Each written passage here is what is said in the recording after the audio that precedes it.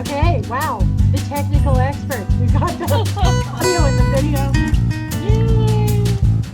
Lisa, how We many? get a bunch of people in the room. Let me stop the music. Okay, Hey, everybody. nice music. How many people do we have? We've got 20 people in here. Hi, you all. How you doing? Nancy and I are just hanging out on alternate sides of the world, talking to each other. And you guys? You know, that a lot more people signed up, but it's nice having only 20 because then Yeah. we could actually read some of the chat messages. Yeah, for sure. So Tesia, I think some people know you, some people know me, but not everyone knows both of us. Do you want to just start with an introduction? Okay, I'm Tesia Blackburn, and I'm an abstract painter. Yeah, take it away. Oh, no, I have to remember. I'm dyslexic. I'm an abstract painter from San Francisco, and I've known Nancy for a long time. We both started out in the working artist program with Golden. She has like a super big technical painting brain. She knows lots of cool stuff. You. we're like sister acrylic sisters. Well, not acrylic sisters. We're like artists. Twins separated at birth. But yeah, I've been painting since, forever. And there you go. I'm a San Francisco painter. What can I say? And you wrote Take it away, books? Nancy. Don't forget about your books and your courses. Oh yeah, I'm so bad at that stuff. I've written 3 books. I'm one behind Nancy, but I'm gaining. So yeah, I've got 3 books out now and all kinds of cool stuff. Yeah. So there you go. Rocking and rolling. And I'm here in California. So Nancy's going to cover New Mexico. Go take it away, Nancy. Good to do the that'll be our hand signal. Yeah, Tesia's in California. I'm in New Mexico in Santa Fe. And it's just, I'm assuming there's a lot of artists out there, and it's just really nice to have an art buddy, isn't it? Truly, truly. Somebody that you can commiserate with. Especially because of all the stuff. And that's kind of what started this whole thing. But to go back to my intro, painter, using acrylic. I'm known for acrylic, but also I use, oil and watercolor, other mediums too. And I have a course coming up that's really fun. It's a 6 weeks, just 20 people, and we really make progress making our paintings from good to great. And yeah, fun. If anybody can do it, girlfriend, it's you. Thanks. For serious. But you and we talk, frequently. And last time we were talking, we just, whatever we were supposed to talk about gets put aside because we talked about all the stuff.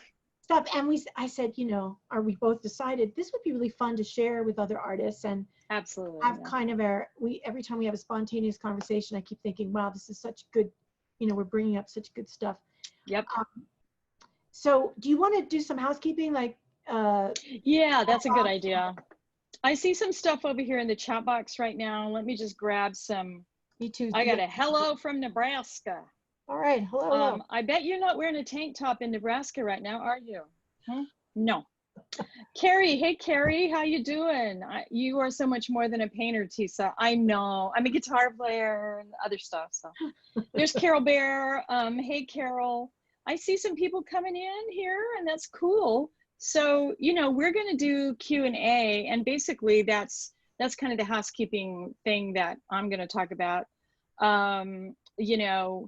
If you guys have questions for us, and that's basically what we're here for, is we're here to answer questions from you about all that gooey stuff that we have to do, framing, pricing, all that stuff. We want to help you out, and basically that's, you've got, between the two of us, this is kind of scary, Nancy. What? Do you know that between the two of us, we have about 80 years of experience? No, not that many years. I got 40, baby. I got 40. But in terms of this 1 hour, because we only have an hour, yeah. You put everyone on at mute so that we can chat a little bit. Exactly. And the questions are going to come in using the chat box, right? And right. You guys see the chat box. I see people chatting away. So yeah. Okay. So if they don't see the chat box, they need to bring it up. Yeah, if you're on your iPad and there's three little dots up, I'm pointing at my iPad like you can see it. There's three little dots on the screen, and if you just tap your screen, you'll see the three little dots come up. And you're probably seeing the chat box anyway, because there's a chat roll going. So you're probably already seeing that. If you don't see it, raise your hand, we'll help you out. But what we're gonna do is, while Nancy talks about a topic, I'm gonna go and pull questions from the chat box. And then while I talk about a topic, she's gonna go pull questions from the chat box. And in the next hour, we're gonna try and problem solve and help you guys out with some of that gooey stuff we have to do. But let's introduce the topic too, which is that, because you and I had talked about this, and it's interesting, like if we have to define the stuff, Yeah, define the stuff. You're right, go ahead. It's like, okay, so there's a whole category of stuff we're not going to talk about, and that is life stuff, because yeah, if you're not a painter and you're still not, whether you're painting or not, there's stuff we have to do. Yeah. Like go to the dentist, do your laundry, your friend has a baby, health things, that kind of stuff we just have to manage. That's not what we're talking about. Right. And then there's regular painting things that you have to do. We're not, we could talk about that, but that's not the stuff. What we're talking about is the stuff that really starts to get to us because we don't feel like we don't have time to paint. The stuff that exactly cuts into our creative life. And so the painting stuff, so we have life stuff, and we'll just, that's just, we have to deal with that. And forget then that stuff. Painting stuff, which is like prepping your canvas, buying art supplies, mixing up paint, the colors, adding paint to your canvas, varnishing. Right. That we have to do anyway as a painter. Right. So what you and I were saying that this would be a good chat would be to say, well, what if an artist can paint and not make a career out of it? An artist can just paint, and then you really don't have that stuff we're talking about. The stuff we're talking about is when you decide you want to go pro, or you just want to show your work. You just want to get out there. You want to see what it's like to be, a part of the art world, make part of it as a career. Yeah. And then it gets tricky, and that's almost like your second full-time job, or you could be your third. Oh, totally. And I think that's the thing that people coming into an art studio practice, I think that sometimes we forget, back in the beginning, we forget that this is a business. And so if you're going to be a pro, you've got to run it like a business, and you've got to do all the things that a business would do. And I would say, gosh, at least 50% of your time is going to be non-painting, at least, if you're going to be a pro. What do you think, Nancy? Tesia, does that mean when you say 50%? Yeah, like give me like today, or, well, we don't want to talk about today because you brought up an interesting point to me that about binge painting, but yeah. But so if we take like a year worth, I would say 50%, maybe even more. If I look at, let's just brainstorm, Tesia, and list the things. So we've got social media. If you want to get your work out there, you've got social media. Yep, you got to do marketing if you're in business. Online presence, website. Right. Getting a gallery relationships. Right. Insurance, studio rental. Right. Studio upkeep. Like, I've got to go get a new fire extinguisher, Yes, they run out. I have to go do that, that kind of stuff. Yeah. What else? Pricing.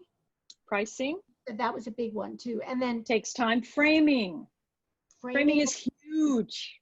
Takes a lot of time. It's really expensive. That's a big chunk right there. And, photography. Yeah, that's a big chunk. Shipping, once you. Oh yeah, totally. Hanging. Yeah. Let's say you're doing an exhibition in a bank, your local bank, where you don't have to ship it or something, but you still have to hang it. Make labels. The hardware on the back. That's really part of painting, I guess. And then there's the whole marketing part, which is writing your statements, having a portfolio, and all that. So, wow, right? That's wow. I mean, when do you paint, right? And forget about it's tough. Yeah, forget about painting. Who has time to paint? Yeah, I think there's a really interesting thing that happens if you've been in it as long as you and I have been. And I've got a question here in the chat box that I think is a really good one. That how do you handle unexpected interruptions? And there really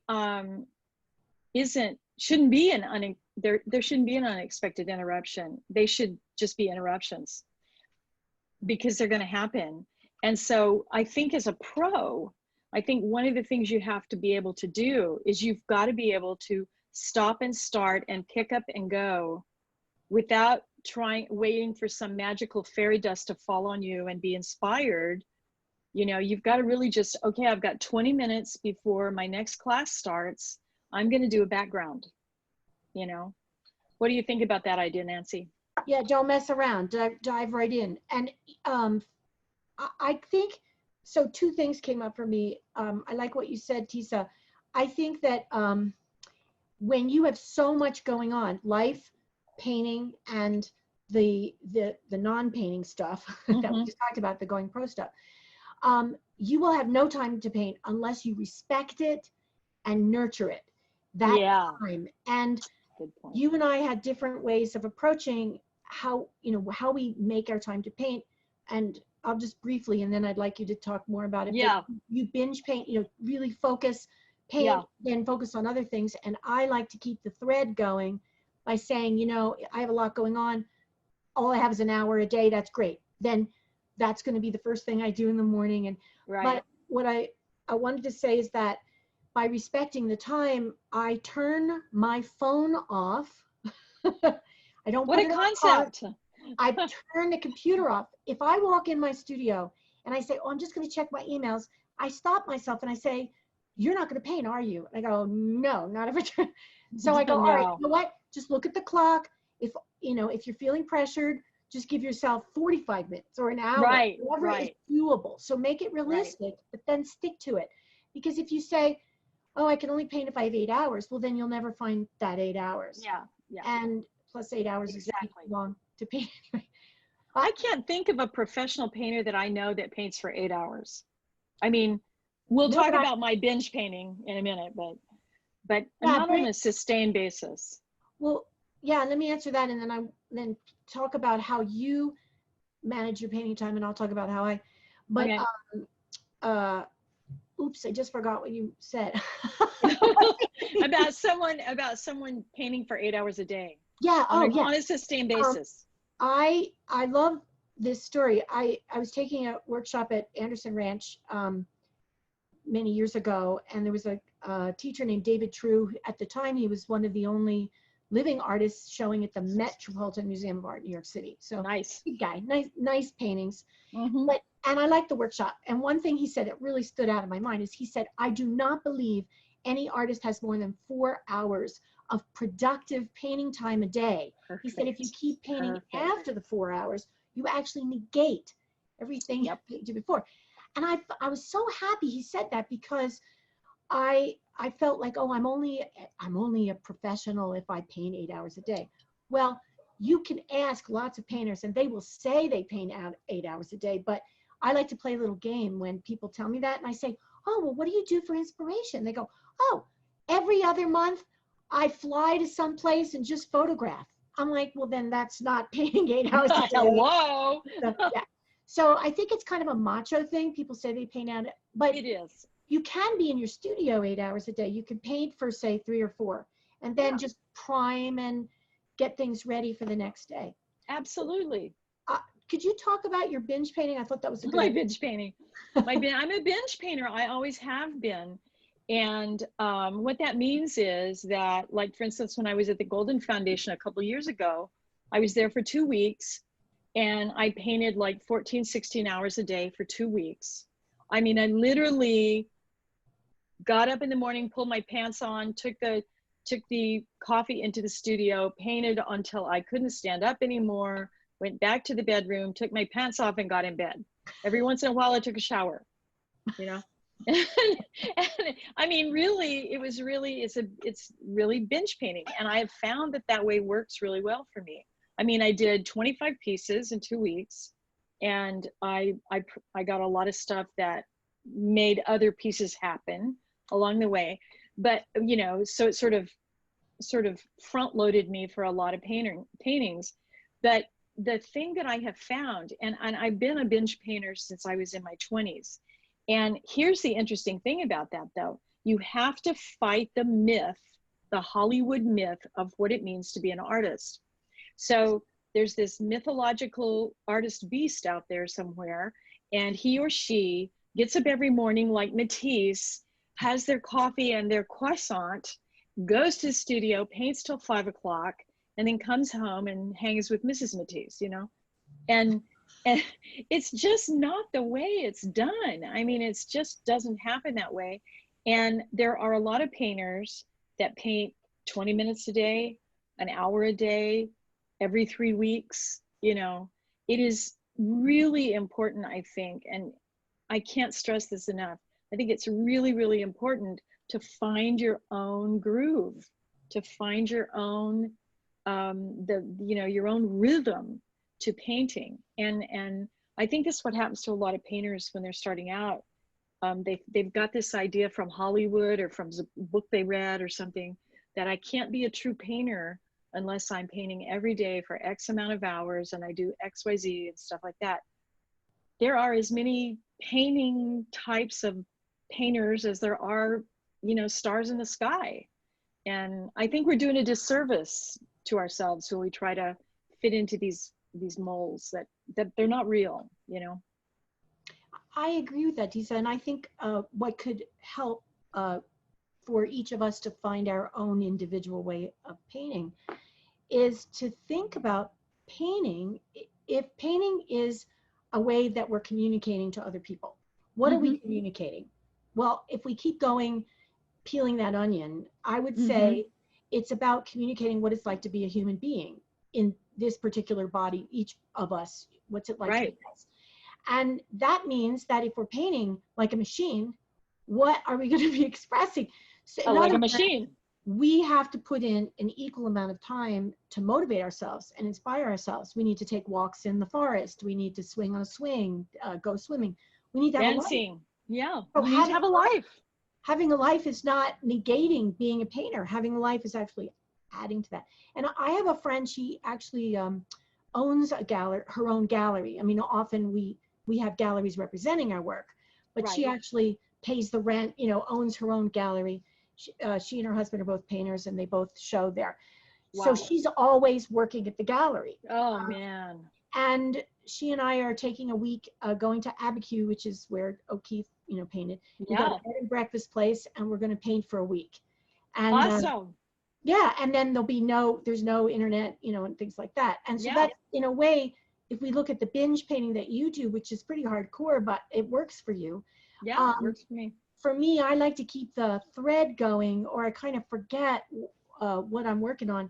And like I said, you know, when I don't have a lot of teaching or a book to write or something, then I can put in 3-4 hours a day. But when I have a lot of stuff going on, if I can do an hour a day, that still makes me feel good. Yeah. And then once in a while, I'll do the semi-binge.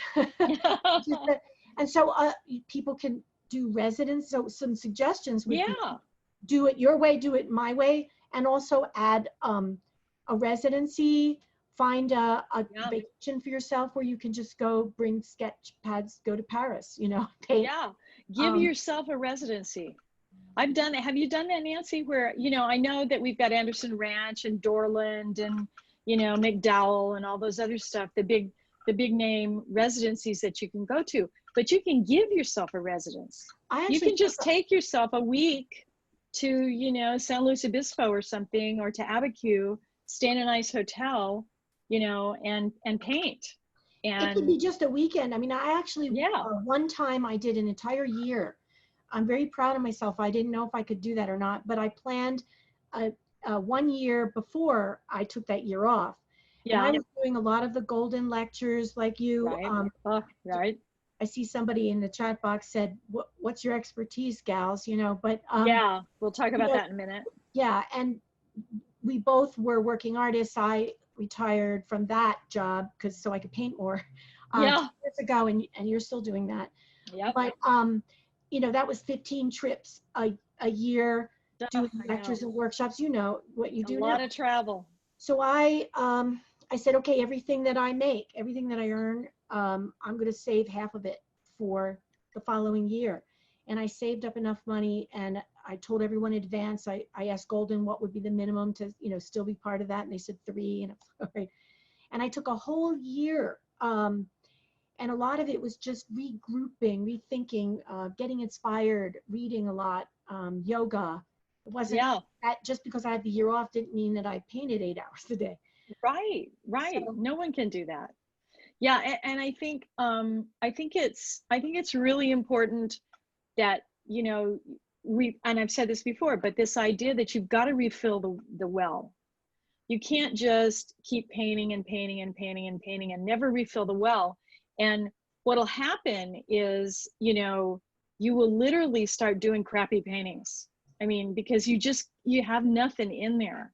So you got to stop. You can't feel guilty about taking a month off, or you can't feel guilty about going to dinner with your friends or reading that really good trashy novel by the beach. You know, you've got to do that stuff and refresh yourself and fill the well.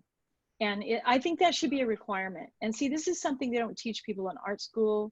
And again, it comes back to that mythological artist in the studio thing, you know, all day long, every day. And we're all drinking absinthe and, you know, running around with a lot of women and men and stuff. God, if I was having that much fun, I'd never get anything done. you know what? You know what just hit me listening to what you were saying is that it's a quality over quantity type of thing.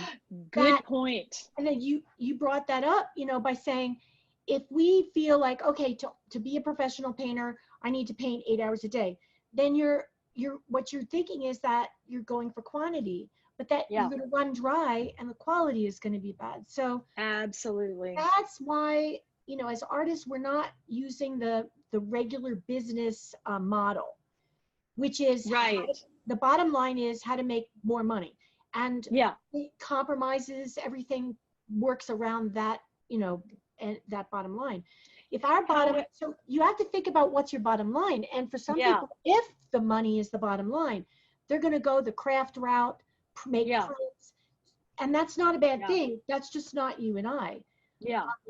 However, there is something talking about the bottom line. I think there's a good balance. I think we need to have a balance between this creative, mystical creature and this business person that runs a studio. And so there is a nice way to have that come together. You know, my mythical creature is the one that gets quote unquote paid to stare at the sky. I'm like, oh, that's beautiful. I'm working, don't bother me. Oh, that's gorgeous, you know, that blue, whatever it is. And then, you know, you have to change hats and go over here and go do the business thing. And I think in a way, you know, looking at it from a kind of a quote unquote production line can have benefits. It really can have benefits. So say for instance, I wrote a blog post about this. Say for instance, you think like, you know, Henry Ford, and you go, okay, look, I'm going to start a production line of paintings. I'm going to do 25 paintings, all the same size. I'm going to limit my palette. These are all going to be primarily red paintings or whatever. You do 25 of those. 20 of those are going to not be good. 5 of them are going to be good. If you keep doing that, then you're going to build up sort of a, you know, kind of a creative seed, you know? So there's a fine balance between the quote unquote production method and the one-off method. Well, I think working in a series has benefits.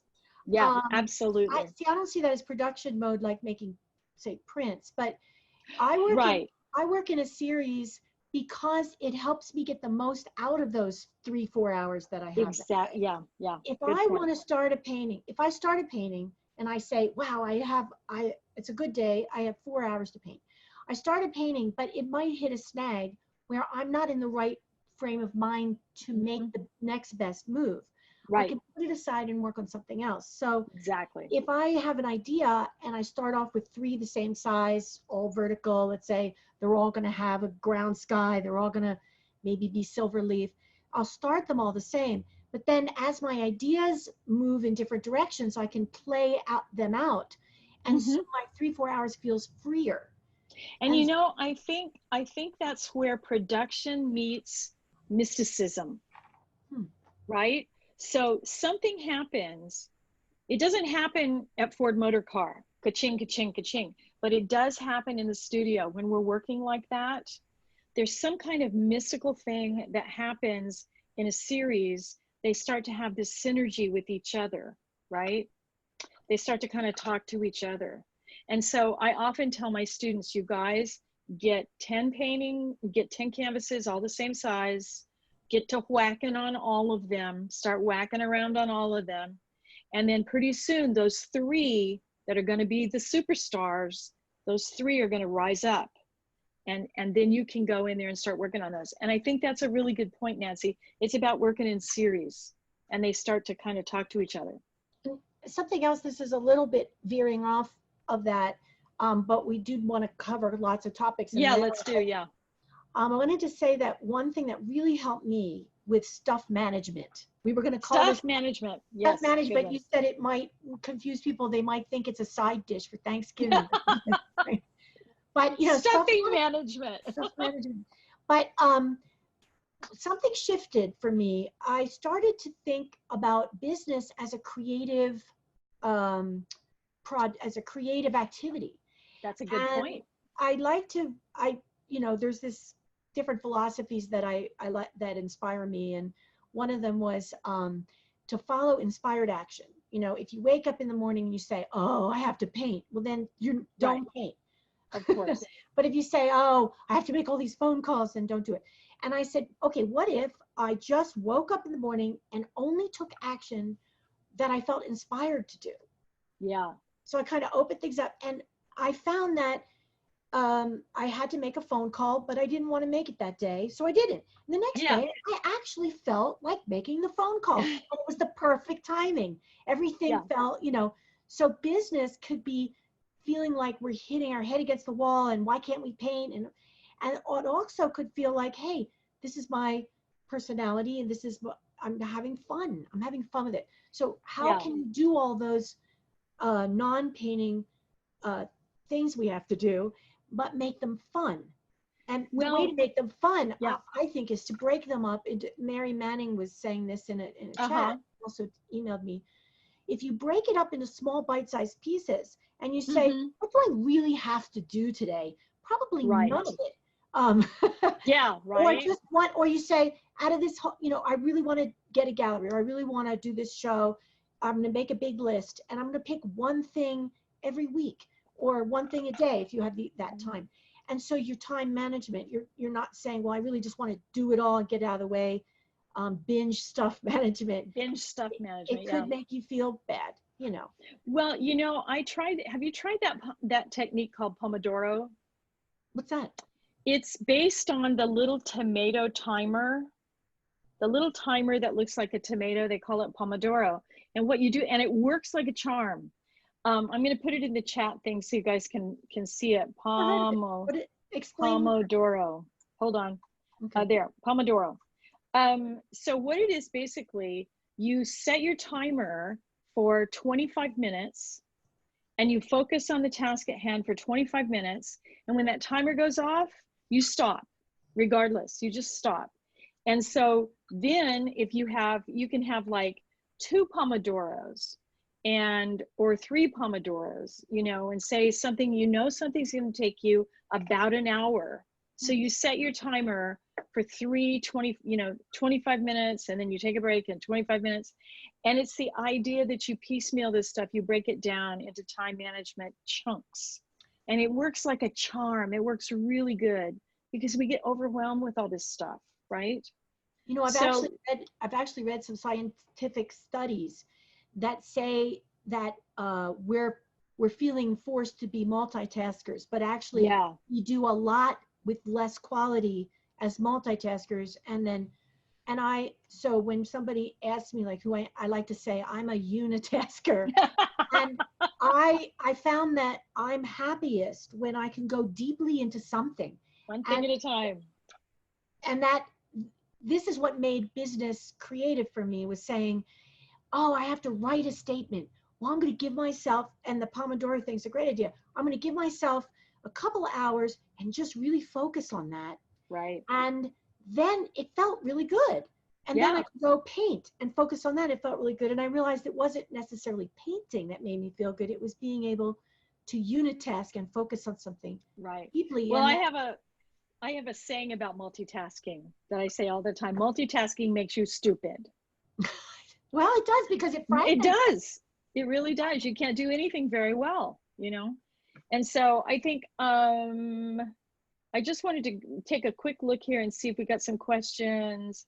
We had someone who asked us about our areas of expertise. That's Barbara Jameson. And I think basically we're painters with a lot of years of experience in running a studio, right? Well, I think, so, you know, I was going to mention the left-right brain thing. And I think if we talk about our expertise, both of us have the ability to move into left and right. And I think that's also, if you're interested in being pro in a career, you really do have to work both sides. Yeah. You and I both wrote books, so the expertise is how to take painting techniques, and obviously you paint different paintings than I do. Yeah. But we're able to both break them down into bite-sized pieces to express them in books and also to teach with them. So we both teach, we both write books, we both paint and consider ourselves professional painters. So we have years and years of experience showing, exhibiting, galleries, coaching, marketing. So we've been around the block, girlfriend. So if that doesn't answer your question, right, that was Barbara Jameson. Go ahead and ask away. We'll keep checking. Yeah, ask us some more questions. But you know, one thing I think that we might want to talk about is some of the kind of tasks that have to happen. So I'm interested, I want to look in the chat box here and see, you know, what's the hardest thing you have to do in the studio that you don't like to do? Oh, good. Why don't we, what that is. Let's do that. If people write in what they're having trouble with. Yeah, absolutely. So let me put a big kind of umbrella over this hour, which is that now that we've defined the stuff, the non-painting stuff that feels like it might impede on our painting. If you're doing the non-painting stuff and you're still painting and you're happy, then you don't have any issue. We give you a gold star. Yeah. Write me. High five. Yeah, let me know how that goes. The issue is if it's keeping you from painting or making you feel like not happy about painting, because that's why we paint, is to exactly. So I think the overriding umbrella for this hour is about balance. How do we balance the painting with the non-painting stuff? And we already talked about binge versus little by little, breaking it up into small bite-sized pieces, making it creative so that we don't feel like we're switching so much right left, but it's right and left. Both. Well, I've got some things coming in here. Barbara Jameson says she's having trouble with social media, can learn it, but need to get started. Judy Wright says her hardest thing is just to begin. Once I do that, I figure out what's next. So why don't we just stick with one at a time and then we'll answer. How about that? Okay, should we talk about Barbara Jameson and social media? Yeah, because everybody's bringing up such different things that need different answers. Good idea. Yeah. Because we're already overwhelmed in our day trying to do this. We're going to help ourselves in the hour. Right. Okay, so you want to start with Barbara. How to get started with social media. You're good with that. You want to go ahead and talk about it? I do it all the time. I think the best way to get started is to take it slow. And I only post once a day on anything. So in the morning with my coffee, I take 15 minutes and I post on Instagram and I post on Facebook and I reuse my content. So that's a really, really good thing to do. So I write a blog post and a newsletter every week. And that blog post I will use as a topic in my newsletter. And then I will also refer to that blog post in my social media posts so that I've got one piece of content. Like this past week, Kehinde Wiley unveiled his new statue in Times Square. I taught a class on that. I put it in my newsletter. I sent out a social media post on that. It was a big deal to me. So reuse the content and don't spend more than 15 minutes in the morning posting one time a day, talk to your tribe and move on. That's all you need to do. I'm glad you brought that up because I didn't really think about it, but when you said it, that's what I do. Last week, I actually gave a talk to collectors for my friend's gallery show. And boy, was I nervous because it wasn't my artwork I was talking about. And it was so much fun. We got pictures that I wrote a blog article about it. It's now up, but I'm going to post it on Facebook. I'm going to post it on Twitter. Sure. I would say I like that you keep it to 15 minutes. You do it more frequently than I do. I'm more of a binge social media person. The social media, because it's there's a lot of fragmenting. And I've realized that I'm much more, like I said, the focused task. If I go on and start to look at Facebook and Twitter and all that, I start to feel fragmented and I don't feel so good. And I can't paint after that. Yeah. So I will do my social media at the end of the day. And I relax and just get some tea and I feel, I make it fun. I only talk about things that are like when you said you were really excited about it. It's fun to share things that we're excited about it and then it feels good. Exactly. And that's a great way to do it. Do it at the end of the evening when you're wrapping up, maybe with a cup of tea or you're watching a movie or something. And you can just do 2 or 3 little posts. And it's just one post per, like one on Facebook, one on Instagram, one on whatever. And that's it. That's all you need to do. And be genuine and be organic and your tribe will find you, you know. It's about being genuine. There's just be genuine. Use your own voice, you know. You don't have to stage it and look like Kim Kardashian and all that stuff, you know. It's just like be real. That's the thing. Let's move on to, I'm going to kind of move us forward. Yeah. We've got some good ones coming in. Judy, right? I'll just go in order. Judy's asking, the hardest thing is just to begin. Once I do that, I figure out what's next. And guess what, Judy? Then you just figured out how to be productive. Because the hardest thing is to, you know, this is a bigger picture than just how to begin. It's find where you get stuck. Exactly. Get stuck Good where point. You begin. Some of us get stuck in the finishing part. So write down a list of every way that makes you feel happy about beginning. I know that putting on my painting clothes, once I do that and turn off my computer, well, I'm there, just like you. I know what's next. Yeah. Tesia, do you have any ideas on how to begin? I actually do. And the hardest thing about beginning is beginning, right? But here's the thing. You can trick yourself into beginning. You can actually tell yourself that, well, you know, I'm not gonna really paint today, but I think I just want to try these colors out and, you know, see what happens. But I'm not really gonna paint today. And, you know, maybe it'll happen, maybe it won't. And just kind of give yourself the freedom to not have to make something work. Because what's happening is that I can't start thing, that's a fear thing. That's like fear of failure. Like I might make a mess, I make a mistake. So, you know what I tell my advanced painting students when they get stuck like that? I tell them, can I say dirty words on here, Nancy? Can I say one dirty word? Just one. I just tell them, to go to the studio and paint shit for a week. That's not bad. That's not a very bad word. I tell them they have to go to the studio and they have to paint 10 really shitty paintings. And this is for advanced painters that have gotten super stuck, really stuck. You would be surprised how hard it is to make a bad painting. And that idea that, you know, I don't give a damn. I'm just gonna whack around and see what happens. It'll do it every time. That's funny. I assign that to students too. I said, try to make the worst painting you ever.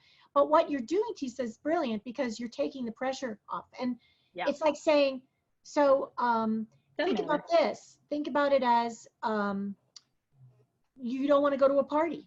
you're invited to a party, you don't want to go. Why not? Think about it. Why aren't you going to the party? And it's the same with painting. It's like, if you can figure, like, well, I don't have something nice to wear, then go buy something nice to wear. Or, Yeah. well, I'm afraid I don't know what I want to say. Then come up with a couple stories, have a glass of wine and go. So same thing with painting. Each of us, there's no formula. No formula. That's what makes painting so much fun, but also difficult. Is that find out what it is that you fear, and then you do the opposite. So if you fear that you're going to paint something bad, say, well, then I'm going to go. I'm going to paint the worst thing I can ever paint. Yeah. That's asking, is it important to have a blog? Oh, wait, there's one above that. My you're right. is forgetting to take progress pictures for social media. I feel like it interrupts my flow, yet by not doing it. Definitely. Don't do it then. See, don't do it. We said, be yourself. Be yourself, yeah. If you're excited about something, then do it. Now, I don't take progress pictures unless I'm stuck on a painting and I say, I don't know what to do next. I take a photo of it, I look at it on the computer, and because it's shifted in size, I set it and I turn it around and I go, oh, there's this big blue blob there. No wonder. And then I fix it. And then I have that picture. So I post process pictures because I have them. But I'm not going to stop my painting process to take pictures. No way. I agree. No, don't stop and do that. Yeah, and if it feels like I've dropped the ball on social media and I feel it in sales. Why should social media have to be your paintings in process? Why can't it be? Yeah, I don't think it has to be. Yeah. When you finish your painting, take a selfie of you and your painting, happy. Say, this is how I felt to make the painting. Switch gear. If you're going to take the process pictures as you're painting along, just like click and you're done, click and you're done, click and you're done. I think the problem comes in when we're trying to what do you call it when photographers dress up a thing? Stage it. We're trying to stage the photo, and I think we spend so much time trying to stage that social media photo that it will interrupt your workflow. But if you're painting along and you just take a snap and then you just keep painting, and at the end of the day, you post 3 or 4 process photos, that shouldn't interrupt your flow too much. Actually, yeah, you could also, I like your idea, and you could also, if you really want to post pictures of your painting in process, I mean, personally, I will only show something in process if the finished one is there, because I don't want, in process means it has issues, and I don't want to post. Right. Them. But let's say you work on a painting a little bit each day, then at the end of each day or before lunch, if you're, make a time. Let's see, the next one is it important to have a blog? What do you think about that, Nancy? Do you think it's important to have a blog? Why can't I do the chat in a can you see it? Yeah, I can. Okay. Having trouble with social media. Oh, what was down? I'm somehow, wow, there's a lot in there. Yeah, there is. There is. We've been rolling around. Okay, you go ahead, read it. Well, I'll just find it later. Well, it's from Susan Hart, and she wants to know, is it important to have a blog? I think I like having a blog because if it sort of organizes my thoughts for me, and I can kind of talk to people in a way, and then I send a link to it out in my newsletter. I actually get fan mail on that newsletter. I get people that send me fan mail about that newsletter and like, oh, we love it because it's so fun and stuff like that. But as far as the blog goes, I think of the blog for me as a kind of a teaching tool. So I talk about technique, and I talk about creativity, and I talk about lots of different things. I don't know if it's important in terms of the overall picture, in terms of social media. I do know you'll get some traction with it. If you're asking, is it important? What you need to do is tell us what your end goal is. Here's the thing is that if all you want to do is paint and you don't want to sell or anything, then hey, guess what? A blog is a waste of time. Totally. But let's say you want to draw people to your website. Now, if you want a gallery directors aren't going to They don't care. They don't care about blogs. If you want to be part of a community of artists, then a blog is a great idea. So Yeah. so I Depends on recommend what you want. a blog gives you a community of artists, and it gives a banter. You can Hmm. write things you want and get more interaction. Well, and for me and Nancy, because we are both teaching artists, having a blog gives us another level of credibility. I mean, we've both written books, so we have that kind of credibility too. But, you know, just like if a doctor, you know, had a blog about medicine or something, there's a certain sort of group of people that are going to come and look at that and go, oh yeah, she might actually know what she's talking about, because, you know, here's 50 blog posts about this. Maybe she knows what she's talking about, kind of thing. You know, there is another advantage to a blog, and that is that there's a lot of things that I would like to say to people, put it out there, but I don't want to mess up my website like that. Like, good point. I get a lot of inquiries about gold leaf because I've been using it for a long time. Sure. So my website, it's like about, okay, I paint and I teach, and I'm a painter that teaches, you know. Yeah. So that's it. But if I get too much on there, people aren't going to know where to go. I don't want to make a toolbar about gold leaf, you know, because right, exactly, 50 things that I'd like to share.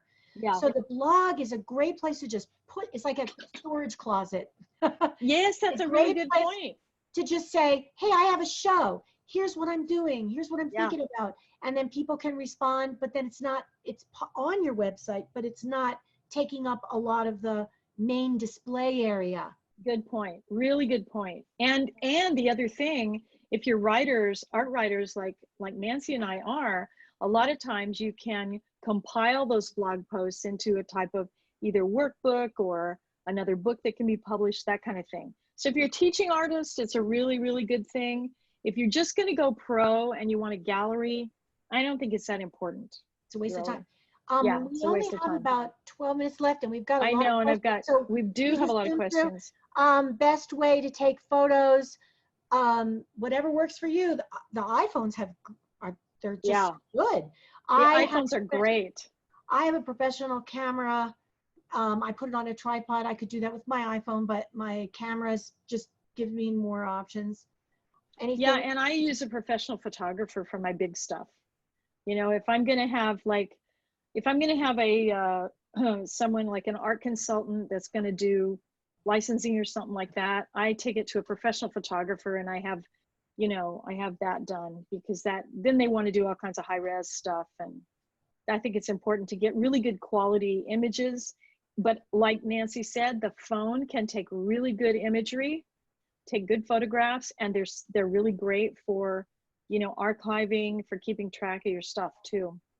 Susan Toby wants to know about files, organizing files. You know, it's funny, this chat, it keeps moving. I keep thinking I'm going in order, but then as people type, it's putting it in odd spots. Oh golly, mine's staying put. So you want me to run the chat box here? I think you run the chat box. Okay. Next question, because I'm too confused. Okay. Well, Susan Toby wants to know about organizing files. That's what it says. Organizing files. OMG. Apparently, Susan Toby's having trouble organizing files. Okay, but there's files on the computer. There's hard files. Files in a file cabinet. So add some. Tell us more. Tell us more, Susan. Let's move on to the next one, and we'll come back. All right. Can you recommend the best way to take photos? And that we just talked about that with the iPhone. Okay. Let me see if I missed anything. Beginning, we got that. Social media. Mary Manning. Can everyone else see the chat box? Yeah. Everybody else can see it. Yeah. And it looks like, we're caught up. Great. I think. Except for Mary Manning said something about doing gesso on canvas. That was back a little ways ago. Well, technical stuff, let's skip that. Yeah, we're going to skip that kind of stuff tonight. But Tesia and I both thought of this ahead of time, that if you have a question that you don't think we're going to answer here, or we don't have time, because we're kind of getting near the end here. Getting near the end, yeah. We're going to read the chat box, and we're going to think about maybe doing this again, because it's kind of fun. Yeah, for sure. We could do a different topic each time. We could do a technical one. Yeah. But we decided the technical stuff, we'll just skip it for now. So Yeah, we can get yeah. into the, Now, I also, just because we only have 10 minutes left, I want to see if there's anybody that has like a burning question. burning questions. Pat Mekachek, I'm saying your name wrong, says, can you suggest ways to get help designing a website? Okay, well, should I do a personal pitch? Should I? Go for it. Okay, I'm gonna come out of the closet here, people. So you can go over to my website and see what you see over there. That's my design website because I have so much spare time. Okay, it's been really informative. A big thank you to both of you. Susan Hart says, thank you, Susan. Thank you very much. E-commerce class. I'm not sure that was clear what you were saying about the person wanting to know the website. Are you saying they should go to your website to see it and that websites? Is that what you were saying? Yeah, the okay, Diva Web Design. Yeah, Diva Web Design is my web designing site. And I also, design websites, yeah. When this is over and we say, you know, the formal goodbye. Yeah. I think it's good that everybody goes to a page that you made on your website that gives both you and me our links. Yes, exactly. So that everybody can check things out that way. And also it'll be recorded. This whole thing will be recorded and it'll take us Tesia's doing a lot of the tech. About a day. And then we'll send out an email to everybody with that on it. Now, you know what I think we should do, Nancy, before we run out of time? Why don't I want to take them over to your page that has your class, your upcoming class on it. Oh, the Painting Excellence class. Yeah. Yeah, I want to show them that. Okay. I'm going to open it up right now and share it. It's hard to explain.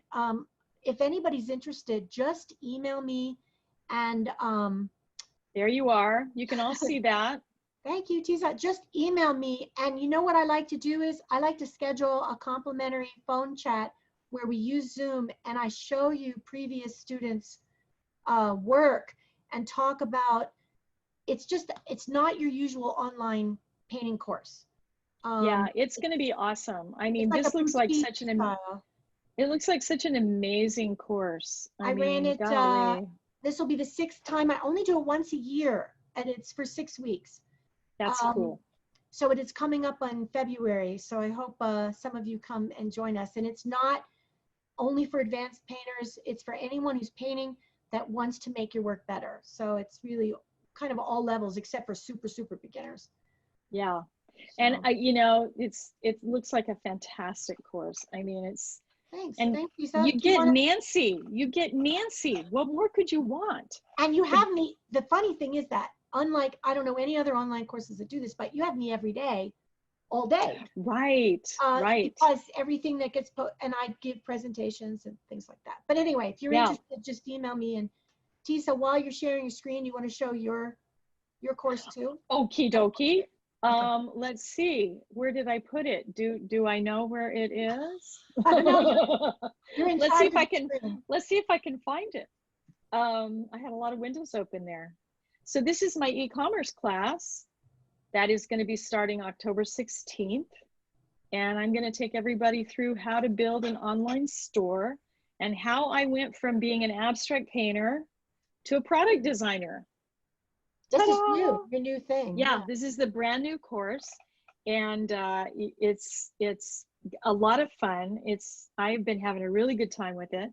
And I've got all kinds of cool stuff. I'm having a blast. I'm having a real blast. And so I'm going to take everybody through how to do that. And that is actually, you said you don't know too many online courses where they have access to you every day. Well, guess what? You're going to have access to me every day. So, you know, I don't know. What if they signed up for both of our classes? Oh my God, Nancy. They'd be like, well, not it's Tesia, it's Nancy, it's Tesia, it's Nancy. We'll have a three-way. Yeah, we'll have all kinds of I'm thinking we've got 5 minutes left. So yeah, let's look back at the chat box. I have so bring us back. Here we are. If anybody has a burning question, put that on there. But otherwise, I have a little story to share, and then go for it. So, okay, just a guy came to me he called me up and said he was having trouble getting a gallery. And he had spent an entire year in some kind of marketing program to, and I said, well, sure, come on over for a consult. Bring everything you've got. Let me see what's going on. And he took out this huge portfolio of all this marketing materials. God, it gave me a headache. He said, I've been looking and looking for galleries. I've been following all the instructions that this teacher told me, and I haven't had any luck. And I looked at him and I said, when was the last time you painted? And he said, oh, it's been months because I've been working on this. So I said, here's your homework. Go find the next gallery you want to apply to and paint for a couple of hours in the morning. Then put your gallery, looking clothes on and go. And you're going to see a difference, because I felt that he had lost the kind of his glow. You painter glow. Yeah, his glow. And he emailed me a week later. He got the very next gallery he went to. Awesome. He did what I told him to paint. Yeah. And so I wanted to bring that up because in terms of balancing, we need to keep the thread of who we are as a creator, and that we're happy about it, that we're fulfilled, and when you approach galleries or whatever venue you're looking for, even just clients, friends, I think that that's what comes across. I think so too, yeah. Want to buy a painting from us or show our painting because it's us, that's a piece of us. Exactly. They want the story. That's paintings are about storytelling, and I think that's what people want to engage with, so yeah, that's a really good point. That not painting for a year and then trying to get a gallery, that just that's tough. Bad energy. You're gonna bad you mojo. Have something you want to close with? Well, let's see. I think you've pretty well summed it up. I think we've got some really good questions here. We're going to be sending this out as a replay. We're both going to be posting it in various places and whatnot. You'll get an email with a link to it. And I think, we've had a really good time. Have you guys had a good time? I'm looking over here in the chat box. It looks like we got a bunch of thank yous and nice. Love it and all kinds of stuff. Yeah, we love doing it. It was a lot of fun. And if you guys have questions along the way, when you get your emails or whatever, if you have any trouble with the video or whatever, let us know. And we hope, I hope I see you in the e-commerce class. I hope Nancy sees you all in the Painting Excellence class, and we'll be doing it again sometime soon. Stay tuned. Totally for fun. part 2. Totally fun. Yeah. So, okay, I guess that's it. And if we do it again, I wonder if we only have 20 people that are live, then we could actually have some audio on and have people. We could. That's make a great idea. Interactive. So, any comments you have, you can email us separately for the next. Any suggestions? We'll definitely take them seriously, because it's for sure. All right, everybody have a great night wherever you may be. I know there were some European people in there, and we will be in touch, okay? And I always sign off the same way. I'm gonna let Nancy sign off first. Wait, I want to know what your sign off is. Wait, you have like some secret, like. I have a secret handshake. No, I always say the same thing. Keep painting. That's what I say. I'll do the ditto. Ditto. We had fun, you guys. Bye. We'll see you later. Bye-bye.